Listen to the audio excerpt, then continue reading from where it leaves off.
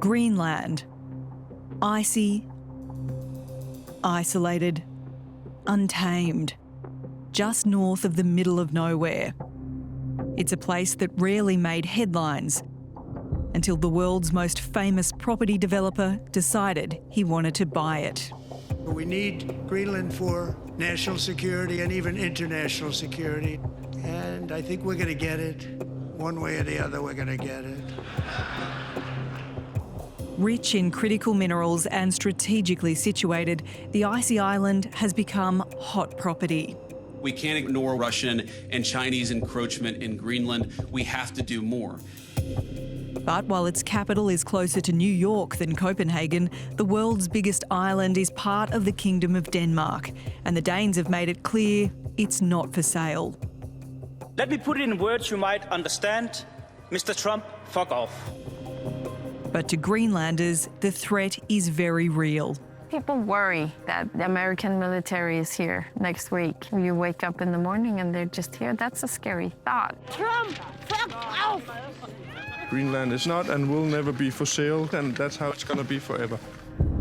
But there's also little love here for Denmark.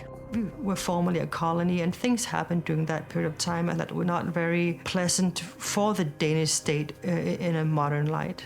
Now Greenlanders are hoping a long-held dream of becoming independent might finally become a reality because of Donald Trump. So could this be a turning point in Greenland's history? Oh, it is. You feel it.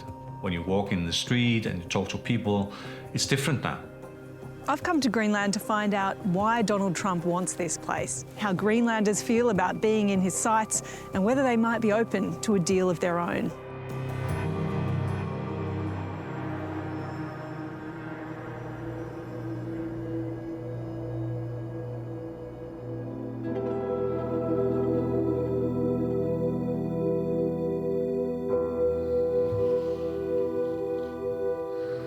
It's early morning in Greenland's capital, Nuuk. Ready to see some seals? Yeah, I'm ready. Super, let's go find some. Thanks. Local seal hunter Patrick Foldiger is taking me on a trip to the fjord. I do not want to have to use this. Me also. Also, like the airplane, we have exits here and here, in the front, in the back. Snug. As we head out, we share the waters with Danish naval ships. While Greenland is a semi-autonomous territory, the Danes are still in charge of its defence and foreign policy. You want to steer? No, thanks. No. I don't think you should trust me to steer. Like most of the 57,000 people in Greenland, Patrick has Inuit heritage. Here, life is often dictated by ice. Look at these awesome blue chunks of ice. It's just amazing, the colours out here. And today, there's just enough of a gap between icebergs in the harbour to venture out.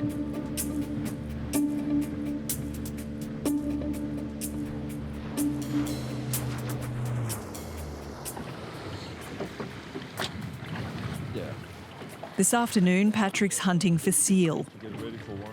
Sometimes it's whale. You still enjoy coming out if you're not lucky? Yeah. It's still a good day, even if you don't get a seal. But the best part is to get a seal back home. Yeah. But sometimes you're lucky, sometimes you're not. But then you have the nature to look at. Yeah. Just as the weather starts to turn us back to harbour, Patrick spots some ducks. You got one? Got one. You cannot ask for more. This one we almost gave up. Yeah, last minute. With his catch sorted, Patrick is happy. It's boosting the energy. Go home and show the wife I'm the wheelman hunter.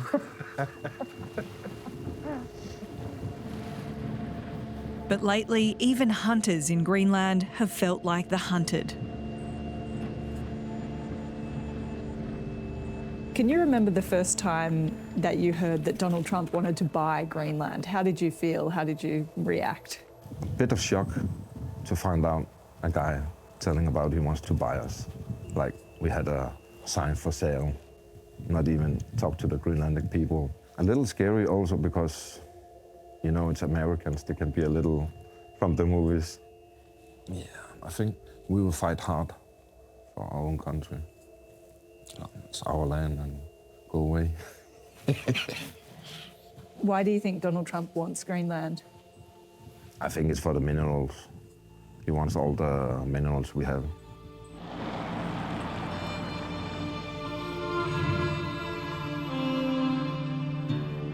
Back on land, I'm meeting Jorgen. Hey. Lauren Day, ABC Australia. Nice to meet you. Nice to meet you. Welcome to Greenland. Thank you so much. Yeah. It's amazing. A man who describes himself as Donald Trump's Greenlandic son. Should we drive around? Yes, please. I'd Yeah. love that. Thank you. Okay, let's go. Jorgen is a devoted fan of Donald Trump. He was flown by a Trump lobbyist to join the presidential campaign. I was in campaign in Pittsburgh at end of the October and start of the November. So after all that campaigning and knocking on the doors, I was invited to West Palm Beach to the election night party. It was there he met the president's son, Don Jr. Months later, just days out from Trump's inauguration, Jorgen had a visitor. Guys, we're here in Nuuk, Greenland. Just incredible scenery, super cool stuff. So you were the tour guide for Don Jr. was. when he came to Nuuk. What did he think? Incredible, you know. This is the new Kennedy dynasty. It's very honorable for me to guide him. There were a lot of people at the time who were saying that it was staged and that people were paid to pretend to be supporters of Don Jr. Is that true? No, they got the caps. What people are complaining today is there's not enough caps. So. Not enough MAGA hats in Greenland. Yeah. Wow, it's really snowing now. Yeah. On a snowy day in Nuuk, there's only one place to continue our chat. So this has got to be the most spectacular sauna I've ever seen in my life. This is a standard here in Greenland. Amazing.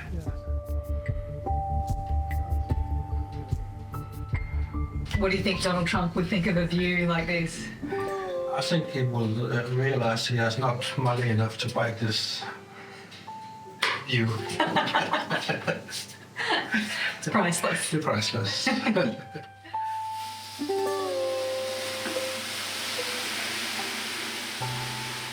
How have people treated you since you hosted Donald Jr.? I got 2 death threats. I got punched in my face. Got hate messages, and yeah. Jorgen doesn't support a full US takeover, but he does think there's a deal to be done. We should become a state of our own self and become independent, because that's what Greenland wants to do, and that always have been the dream. But we will be the closest ally to US. Has Donald Trump given Greenland a bit of a bargaining chip in negotiations with Denmark? Yeah, I think that we have a better cut from Greenland because of Trump. I think he will realize. While we're in the sauna, a news story breaks. Donald Trump has escalated the rhetoric. So this article says, in an Oval Office meeting, Donald Trump said he thinks America will annex Greenland. What do you think? I think this is kind of negotiation tactical. I hope so. Does it worry you when he says things like this? Of course it worries me sometimes a little bit, but many times I only just also hope it's a tactical maneuver from him to get more card in his hand to negotiate with Greenland and Denmark. Do you trust him? I have to trust him until the day I cannot trust him.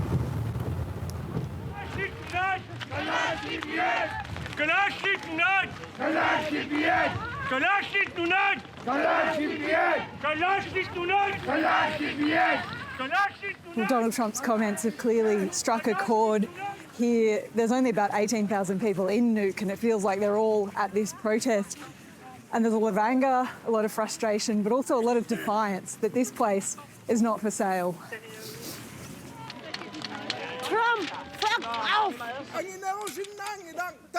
Even the country's newly elected Prime Minister Jens Frederik Nielsen has joined the crowd.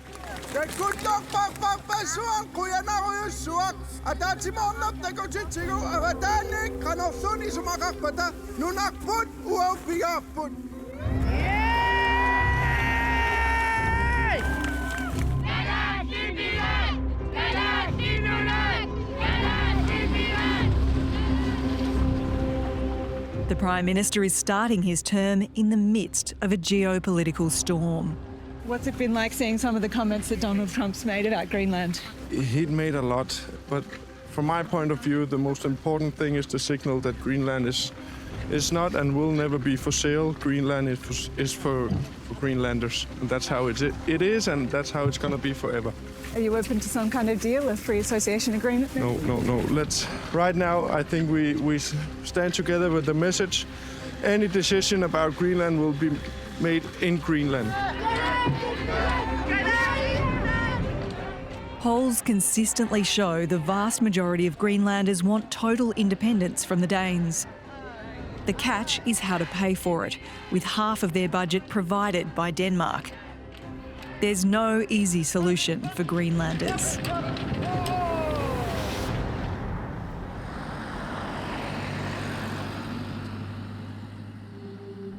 This is not the first time Trump's had his eyes on Greenland. He first floated the idea of buying the island back in 2019. Essentially, it's a large real estate deal. And strategically for the United States, it would be nice. And we're a big ally of Denmark, and we help Denmark, and we protect Denmark, and we will.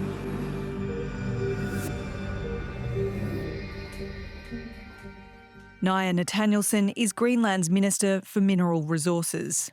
Well, at that time, I think many people didn't really take him as serious. They thought he was a bit of a showman, I think, and I think many people thought it was outrageous rhetoric, but they didn't put too much in it. Yeah, how does it feel this time? Where were you?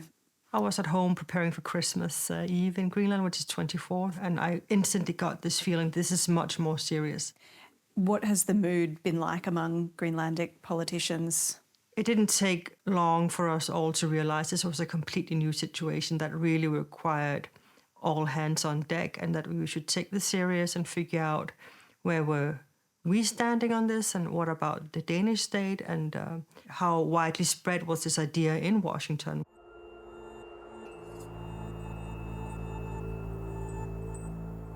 Greenland is sitting on potentially untold wealth, with vast untapped supplies of critical minerals beneath its icy surface. But who will benefit from them is the question. Well, the critical minerals are important. And of course, every country and union have their own list of critical minerals, what is important for them to develop. What I find is that it's a difficult sector to get into because it takes a long time, as you are well aware in Australia, that the mineral sector is not an easy sector to get into. It's very high risk, it's very long term. So it requires a lot of capital, and we don't have that in Greenland.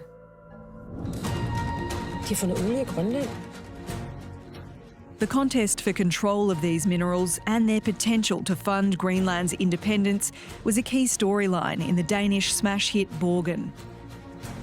Altså, Grønlands undergrund tilhører Grønland, og lige så snart olieindtægterne begynder at komme, så udfaser vi bloktilskuddet. One of its stars was Sven Hardenberg. Today he has a different role, head of an Australian-led project to mine a massive rare earths deposit, along with uranium and other minerals, here in Greenland. If and when the mine starts mining, it will contribute like the value of 1/3 of the current GDP of Greenland to the economy. So it has a huge significance in regards to the pathway going forward. This is Nuuk, where we are today. The project stalled in 2021 when the government banned the mining of uranium. And so if the project gets going, it will be shipped from here. But Trump's interest in Greenland has given Sven new hope. I'm in no way a supporter of Trump, but we need to rethink our own place in the world and see who could support that. We don't want to be Danes. We don't want to be Americans. We want to be Greenlanders. But we also need to be, realistic, because we have 56,000 inhabiting a huge area that's not even, connected by roads. And that means that we have to look at who can help us in that sense, in the different areas of operation that we need to secure. So could this be a turning point in Greenland's history? No, it is. You feel it when you walk in the street and you talk to people. It's different now. I don't think that we will be back in the same construct as we had with Denmark 6 months ago. And do you have Donald Trump to thank for that? Yes.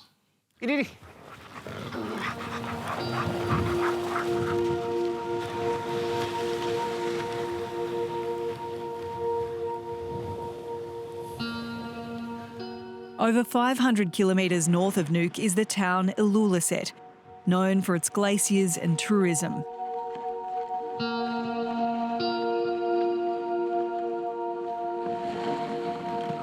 A popular attraction is dog sledding.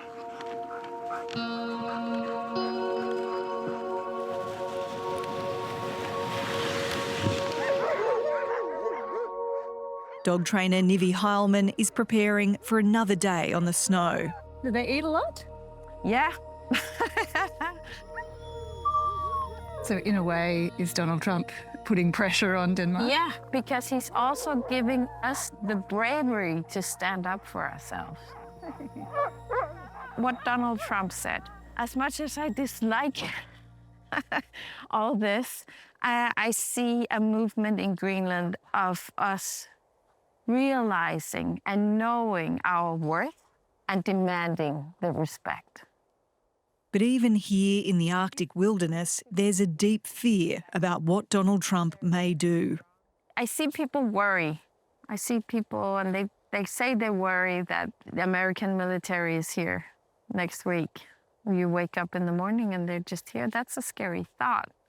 But that's how it's worked when you threaten with military, and you've seen it other places in the world, right? You wake up and they're there. Oh my gosh, I think I'm going to take one of these home. Oh, so lovely. Greenlandic sled dogs are revered in Inuit culture. And this is a princess, and she loves to get a hug before she eats. Don't we all? Don't we all? Exactly. Yeah. For more than 200 years, the Danish kingdom imposed strict rules that suppressed Inuit culture. I grew up in part of Greenland where the dogs were made forbidden while we were a colony. And then I came here as a young adult, and I completely fell in love with the dogs. And I felt a deep connection very fast. I remember the first time I took the sled, it was out here in the backcountry. I almost get teared up by thinking of it, but I also felt my ancestors were there on the sled with me. It was so amazing. So learning about the dogs and taking back that part of the culture has been so important.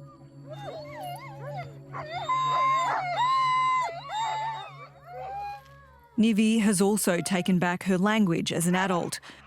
There's this story that Denmark was the nice colonizers. They were the first to free the slaves, and they were nice to the Greenlandic people. We were allowed to keep our language. Yeah, some of us were.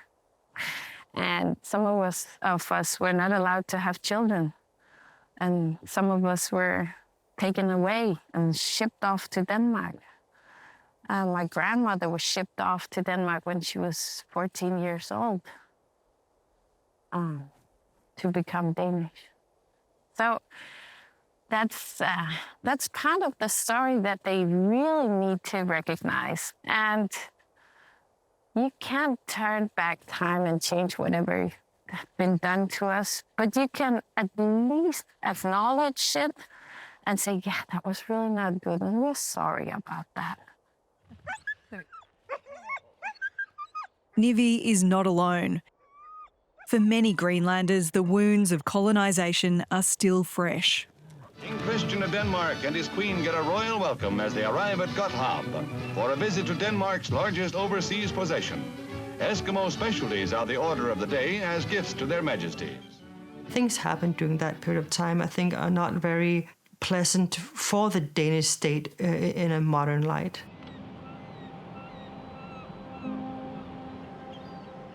Naaja Nathanielsen was born in the same year that one of Denmark's most horrific practices was finally stopped. It involved the forced contraception of almost half of Greenlandic Inuit girls of childbearing age during the 60s and 70s. There were girls getting IUD without knowledge or consent. Some of them were hurt in their abilities to become mothers later on.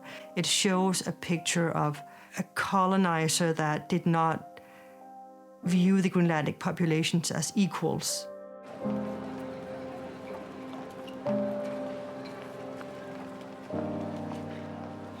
Is it triggering for people who've been colonised before to hear Donald Trump talk about annexing Greenland? Absolutely, and I think they don't realise that, the ones who are making these statements. That for us that has been a colony that knows the importance of making your own decision and trying to obtain sovereignty, this rhetoric about being annexed or controlling and owning, it's a great provocation, and it's very offending. There are people alive today whose lives were quite affected by this. All trauma is intergenerational, right? It passes on. So of course we still see the effect. We have a high suicide rate. We have a lot of substance abuse in the parent and grandparent generations especially, right? Violence, we still have very high numbers. We have a lot of poverty, inequality. So there's still a lot of inequality in the society. So there's still a lot of work to be done. It's not all due to the colonization period, but it's a sign of hurt.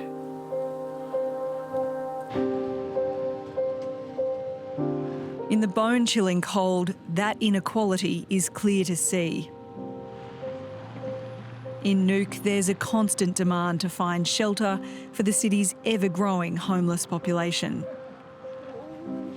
Hans Zeeb is homeless. He's been coming to the Salvation Army for 11 years, since he lost his job. I would like to get my apartment, but there was still 10, 15 years to wait. So it's really hard for us, which have no money, or which have no money in my pocket, and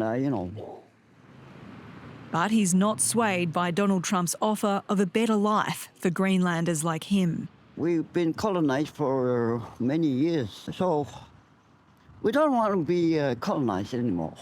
We want to live here in Greenland, and it's our land. You don't think life would be better if you were part of the United States? No. We know how he is, so we don't agree for that.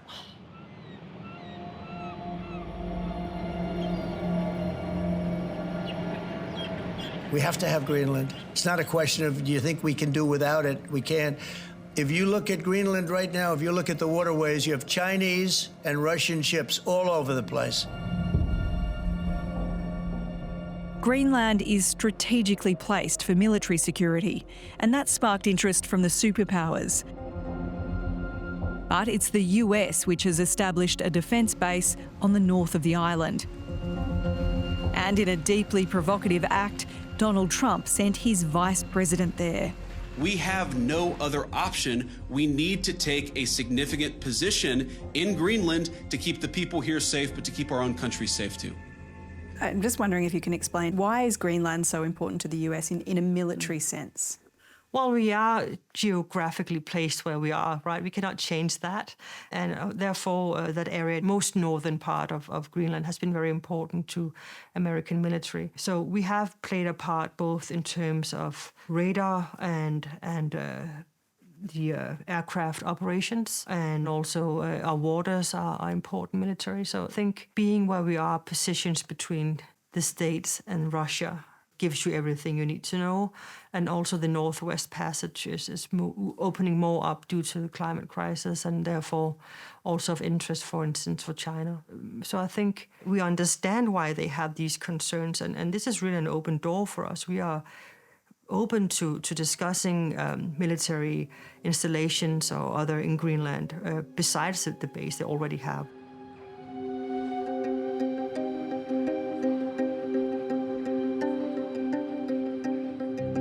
Our message to Denmark is very simple. You have not done a good job by the people of Greenland. You have underinvested in the people of Greenland, and you have underinvested in the security architecture. That has to change.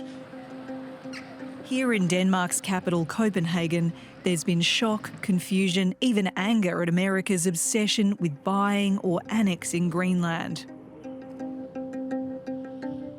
A former foreign minister of Denmark and the current leader of the Social Liberal Party is Martin Lidegaard. Nice to meet you. Nice to meet you, Martin. Denmark, as a small, loyal ally to the US, is facing a kind of foreign policy crisis right now because we have got used to the US as our strongest military allies, and when that ally suddenly wants to grab a part of the kingdom's territory, we are in a new situation. President Donald Trump hasn't ruled out using force to take Greenland. How seriously do you take that threat? We take it quite seriously because we are both military and economically very close to the US. On the other hand, we are quite determined that it's a very strong principle that you don't change borders like that. And we are not in a situation as Denmark that we can sell anything, at least not Greenland, which is its own population and own territory. Lidegaard understands why Greenlanders want independence. Denmark does have quite a shameful history in Greenland, removing children from their parents, the forced contraception of thousands of Greenlandic women. Can you understand why they would want to leave the kingdom after that? I do understand that there is a big part of the Greenlandic population who feel mistreated and shameful about the past. And I also think myself that Denmark has made many mistakes historically. I also think that the truth probably is so complicated. This is not to take away the Danish responsibility.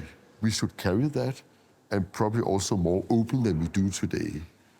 But we have to get over with the past in order to focus at the future. Donald Trump's comments have cut across the political divide in Denmark. Conservatives like Rasmus Jarlov are equally incensed as their progressive counterparts. We're an ally of the United States, and we do demand some respect for our territorial integrity, even as a small country. We do demand that they respect international borders. What would you say to those in Greenland who think that the US might be their key to independence and to a better life? There are very, very few people in Greenland who think that it would be better to be part of the United States than to be part of Denmark. I know that many Americans think that being American is the best thing that could happen to anyone in the world. But the rest of the world does not see it that way. He says the saga could be the beginning of the end for the NATO alliance. If the US does not accept that they can't take territories from NATO allies, obviously NATO will be dead. You know, we have NATO to protect us from foreign powers taking our territory. And if foreign powers within NATO try to take our territory, then we don't have an alliance anymore.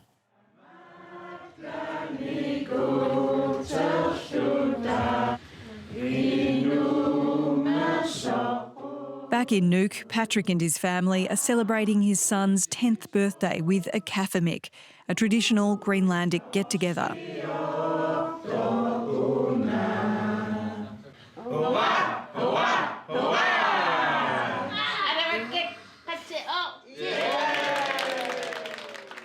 In these uncertain times, it's good to enjoy the simpler things.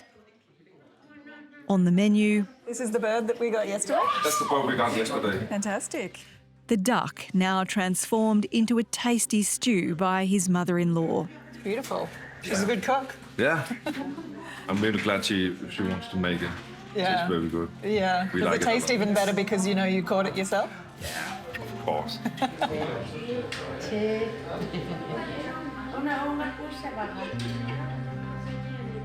When they're old enough, he'll teach his sons how to hunt and sail.